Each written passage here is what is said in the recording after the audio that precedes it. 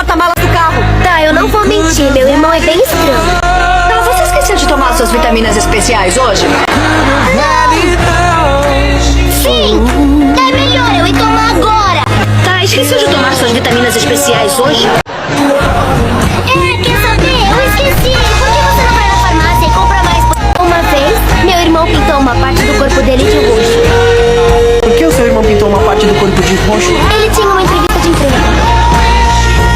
Mas ele não passou. A Cat acha que somos o casal E a perfeito. Jade e eu somos o casal perfeito. Não responda! Responda! Não responda! Qual é? Qual é você? Você fez a Cat desmaiar.